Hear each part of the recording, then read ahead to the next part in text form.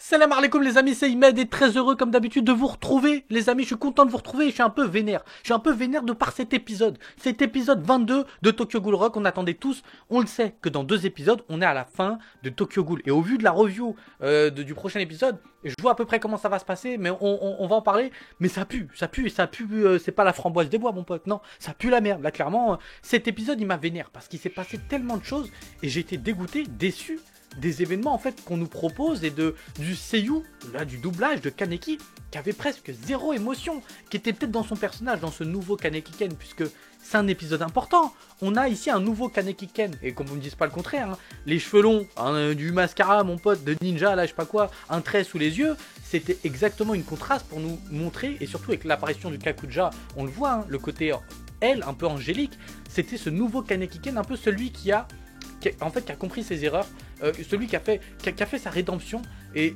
qui a fait sa pénitence et qui se retrouve en l'occurrence une renaissance, comme un phénix, mais là qui devient un ange et quelqu'un de pur. Globalement, c'est ça qu'on veut nous faire comprendre dans cet épisode. Mais là c'est pas possible. La rencontre Ide Kaneki, mais enfin, c'est même pas la rencontre. Au pire, quand ils étaient là, ils se font yo. Mais j'étais what the fuck, Nani? Mais mon pote, mais tu te foutrais pas de ma gueule là un petit peu? J'avais l'impression que les mecs étaient là du genre.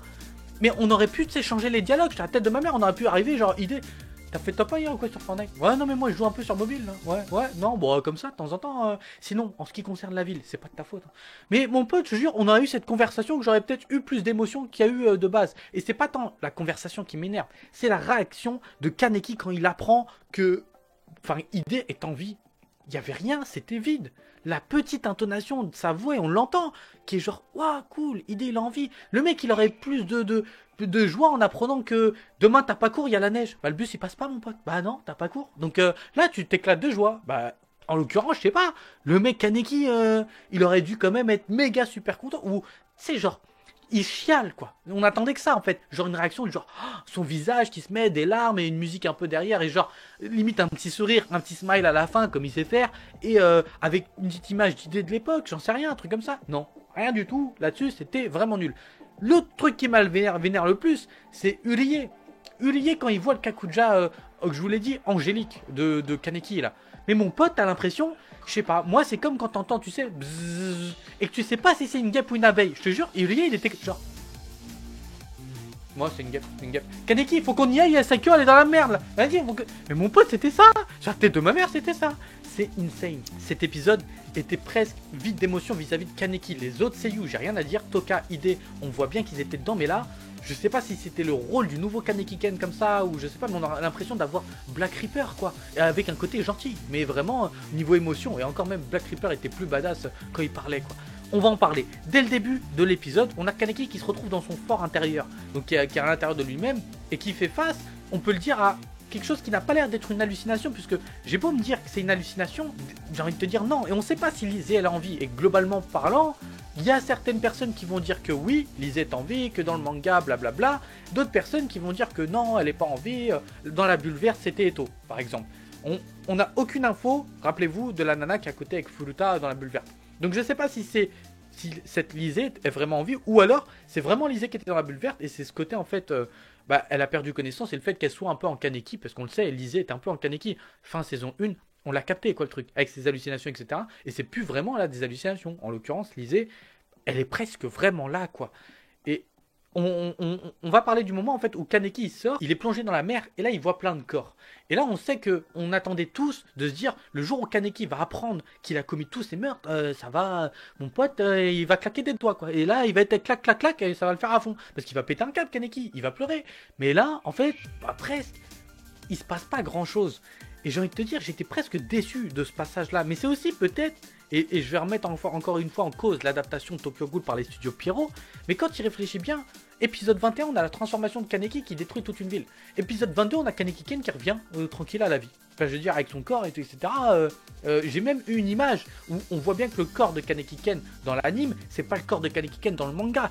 Et je veux dire, tous ces rushs, de toute manière, il fallait qu'il y ait une conséquence au rush du studio Pierrot qui saute 40 000 chapitres à chaque fois. Il fallait que sur la fin, et c'était obligé, la fin aussi, elle soit pas forcément méga bonne, quoi. Elle soit un peu aussi méga rushée et qu'il n'y ait plus vraiment de cohérence sur la fin de l'anime. Puisqu'en fait, on saute tellement d'événements que niveau émotion, sur la fin, on risque pas d'avoir le Bah, et moi je pensais qu'ils allaient vraiment nous en envoyer plein la gueule. Au vu de l'épisode 20 et au vu de l'épisode 21 et même 19, globalement on était dans quelque chose de bon. Même si c'était pas méga ouf, on était dans quelque chose de bon. Et là, ce Kaneki Ken, quand il est en face de Lisée, bon ils vont discuter. Kaneki il admet tout simplement, il dit voilà, moi je voulais juste qu'il y a des gens qui portent attention à moi, tout simplement. Il voulait exister pour d'autres, exister pour autrui. Il a envie en fait d'avoir des amis, des potes, des hey, ce que tu veux, et que on l'appelle à l'aide quand on a besoin, on l'appelle pour quoi que ce soit en fait. Simplement, il disait clairement, j'avais envie qu'il y ait des gens qui aient besoin de moi, tout simplement.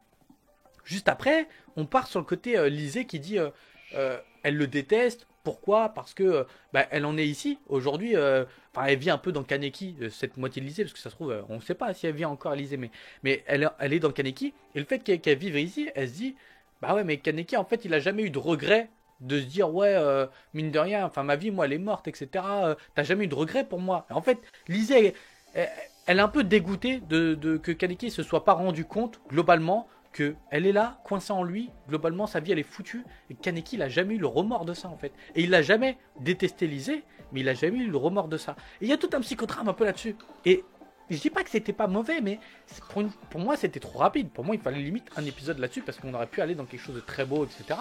On a ce Kaneki qui globalement accepte les crimes d'une manière... moi c'était insane. Je sais pas, rappelez-vous, Kaneki saison 1, Sasaki Aise, la manière dont il accepte les crimes comme ça, c'est pas tant la manière où c'est amené, c'est le doublage de Kaneki Ken, zéro émotion, dans sa voix il y avait rien, limite j'avais l'impression que le seiyuu il chuchotait quoi.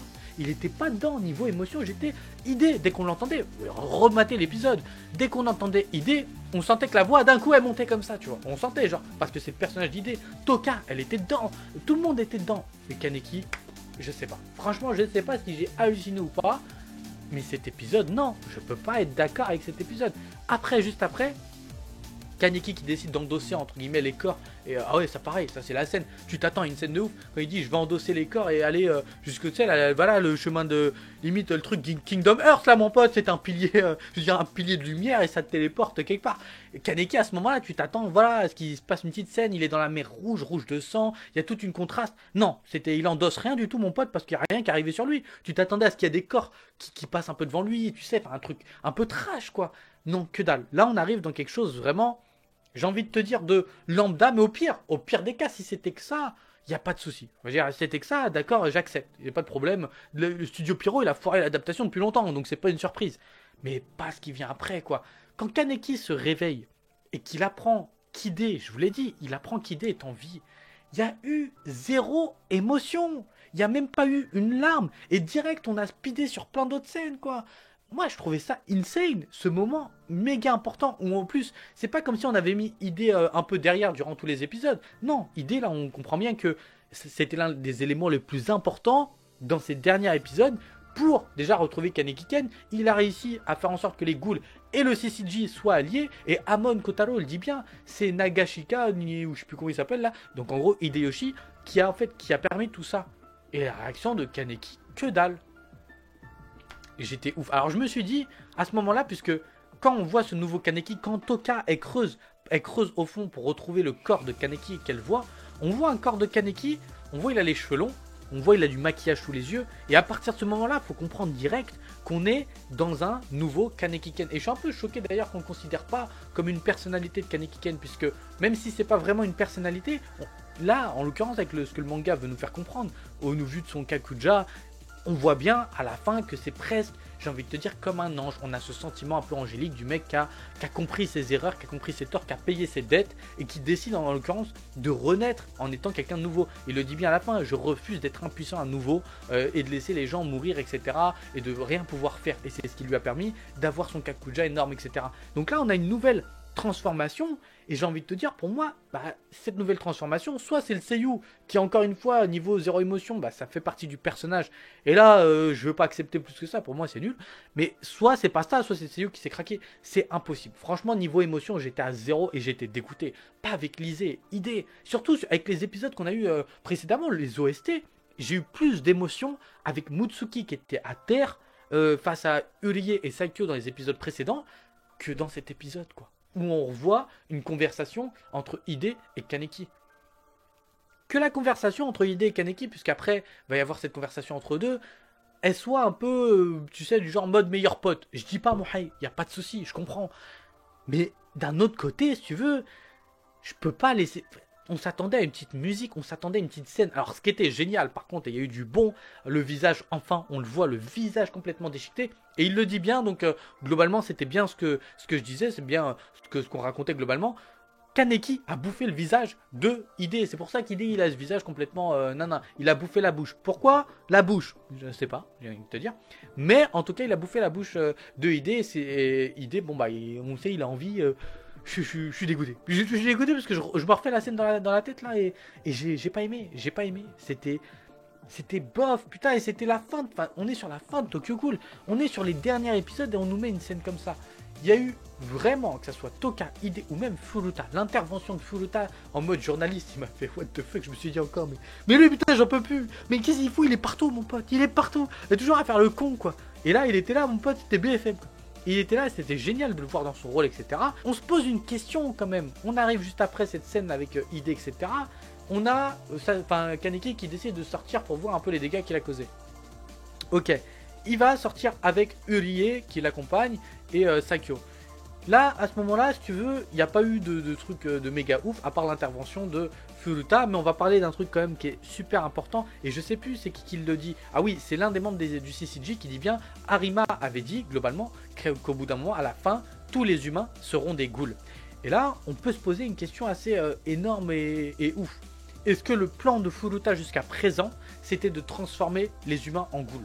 Parce que là, globalement, ça pourrait être ça. Si c'était pas de faire, comme je vous l'ai dit, de Kaneki Ken, enfin ce monstre, en gros d'allier le CCG, etc. Si c'était peut-être une étape.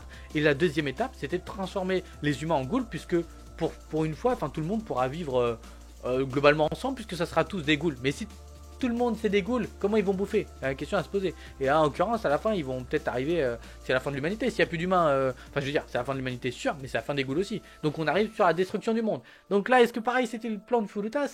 Ça peut être intéressant de penser comme ça. Mais on a, quand Kaneki là avec Urie et Sakyo, on a l'intervention de Furuta à la caméra, et on a ces monstres qui crachent en fait les monstres chelous que Kaneki, enfin l'arbre chelou là, envoyé là, le mille pattes, et bah ces monstres là, ils explosent. Et quand ils explosent, ils envoient du poison. Et Sakyo, elle est touchée par ce poison. Alors, je me suis posé une question en fait.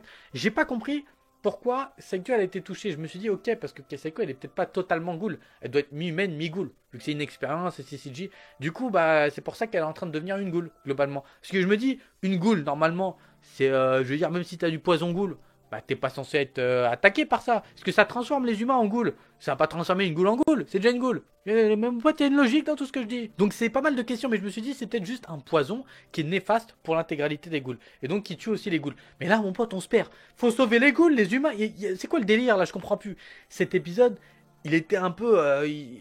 j'ai envie de te dire, il y avait presque plus de certaines logiques. Pourquoi? Parce que on arrive sur la fin, il reste 2 épisodes, et je m'attendais, comme dans tout bon anime quand même, sur la fin globalement, du 20 à l'épisode 24, 25 ou 26, on enchaîne. À part Hero Academia, où généralement le dernier épisode de saison, peut-être pas l'avant-dernier, il y a toujours de l'action, mais le dernier épisode de saison, oui, bon bah on est dans un épisode de transition qui amènera à la prochaine saison. Mais généralement, sur la fin, c'est voilà, il y a que le dernier épisode où tout le monde se réconcilie, ils vivent heureux, ils ont un labrador dans le jardin, ils courent, je veux dire, une connerie comme ça. Mais globalement, dans les 3-4 épisodes, t'as de l'action, ça part en couille, etc.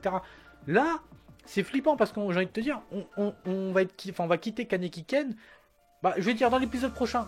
Voilà, il y aura de l'action, on va dire épisode 23, épisode 24. Kaneki il est happy, il fait sa life, il a un gosse, il va chez Pôle emploi, il cherche un emploi, j'en sais rien, mais ça va se passer comme ça en fait. Il n'y a pas vraiment, si tu veux, de. L'histoire en fait, elle a avancé trop rapidement, elle a été tellement trop rushée que la fin elle est presque chaotique quoi. Et elle est presque horrible. Et qu'on va se retrouver sur des épisodes avec peu de sens, peut-être peu d'émotions, ou des rushs de ouf sur des personnages. Parce que là, c'est ce qui va se passer, je pense. Ça se trouve, l'épisode 23, ça va être sur d'autres personnages que Kaneki Ken. On aura un épisode 24 avec Kaneki Ken, c'est tout. Cet épisode, je vous jure, il m'a rendu fou parce que non, je suis pas d'accord. Je peux pas, même s'il y avait des bonnes choses, puisque cette nouvelle personnalité, on va en parler. Quand Saikyo elle est touchée par le poison et que Urie il voit, enfin Kaneki va crier, va dire oui, je refuse d'être impuissant, je refuse de laisser mes amis encore une fois être dans la merde ou mourir, peu importe. Et là il crie, et là c'était beau parce que cette scène, mon pote, c'était SSJ Gohan ou SSJ qui tu veux. Mais non, parce qu'en fait, ils te font juste crier, il y a un halo de lumière, poum poum poum poum poum, ça tranche vite fait, et c'est fini. Ça s'arrête là. Et là, c'est là où je vous dis, Uli, genre, bon, on y va, et McDo va prendre au drive. Mon pote, putain, mais c'est insane. Mais non, mais non, mais non, je vous jure, ça me rend fou, quoi. Tu t'attends à une autre réaction, quoi. Je comprends pas. Mais vraiment, cet épisode, je suis désolé pour ceux qui ont aimé l'épisode, je peux comprendre. Globalement, je dis pas qu'il était vraiment merdique, c'est pas ça. L'épisode était intéressant. Le retour, le nouveau Kaneki Ken, le retour de Lise, idée, etc. Il y a des bonnes choses. C'est juste que c'est gâché. Et là, c'est gâché et c'est dommage. Il n'y a pas d'émotion. Les OST sont pas là. On n'était pas. La rencontre Kaneki, je vous le dis, idée. Pour moi, il devrait y avoir une OST qui nous marque, qui nous fait marquer. Putain, fin saison 2, dans la pauvre adaptation en carton, là, dernier épisode, il y a Kaneki qui marche sur Glassy Sky. Je crois que l'OST, si je me trompe pas, qui était propre, quoi. Il n'y a rien à dire. Mais il marche pendant 20 minutes avec une scène. Voilà, on le voit marcher, il porte idée. Je veux dire, il y avait quelque chose. On s'attend à ce que leur rencontre, ça soit aussi impactant, quoi. Non. Pas du tout, niveau l'ambiance, etc. Moi, j'étais pas dedans. Cet épisode, il a fait pour moi zéro émotion depuis le début. Donc, il n'y a rien que j'ai kiffé, globalement, à part, comme je vous l'ai dit, le nouveau Kaneki Ken, le fait qu'il soit badass avec les cheveux longs, etc. Je dis pas, moi, j'ai bien aimé son style, etc. Mais là, il y a des gros défauts. Et c'est flippant, sur la fin, de se dire comment ça va se passer dans les 2 prochains épisodes. Parce qu'au vu de la preview et de ce que j'ai vu, ça pue. C'est vraiment atroce de finir Tokyo Ghoul Tokyo Ghoul, cette œuvre, ce chef-d'œuvre, je vous le répète encore, de finir ça comme ça, quoi. Même si, d'un autre côté, on s'y attendait. J'ai envie de te dire, c'est pas une surprise, puisque vu comment c'était rushé, c'était une évidence qu'à la fin, ça soit chaotique. Et encore une fois, on n'a aucune idée là de ces monstres qui transforment les humains en ghouls. C'est l'interrogation la plus what the fuck pour moi, parce que j'arrive pas à comprendre où est-ce qu'on va. Est-ce qu'Arima avait raison et que tout le monde va devenir des ghouls? Si c'est le cas, ça va être parce que tout le monde, même s'ils deviennent des ghouls, ils peuvent pas se contrôler, quoi. Je veux dire, ils ont faim.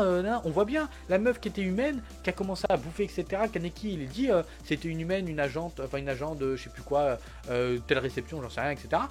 Et là, on sait bien que les humains, ils vont pas pouvoir se contrôler, donc ils vont bouffer d'autres humains, ceux qui se transforment en ghouls vont bouffer les humains, etc.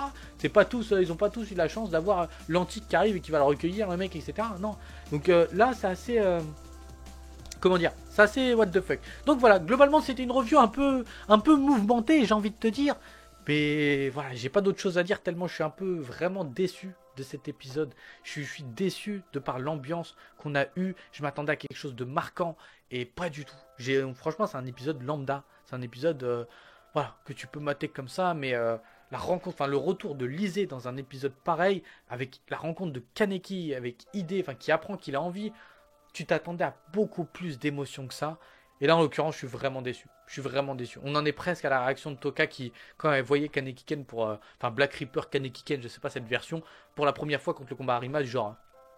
Il y a juste ses yeux qui ont fait ça, quoi. Je veux dire, il s'est rien passé de ouf. Donc, je suis un peu déçu. Je le répète, mais bon. J'espère en tout cas que vous avez apprécié l'épisode ou pas du tout. Peut-être vous êtes comme moi et vous avez pas. Donnez-moi votre avis dans les commentaires, n'hésitez pas. On va pouvoir débattre de ça, mais là, globalement. Il n'y a pas d'échappadade, oh, mon pote, échappadade, hein, mon pote, il n'y a pas d'échappadade, il n'y a pas d'échappatoire à ça, clairement. Bon, on se retrouve pour la prochaine review, l'épisode 23, et je vous dis, j'ai peur. Franchement, j'ai peur pour cet épisode 23 au vu de la review, je flippe. Je sais qu'on va avoir un truc d'action, d'accord, mais j'ai peur après quand ils vont nous faire l'épisode 24 et la fin de Tokyo Ghoul, quoi. Ça va être flippant. On se retrouve, les amis, la semaine prochaine, bien évidemment. Je vous dis, portez-vous bien, comme d'habitude. Ciao, bye bye.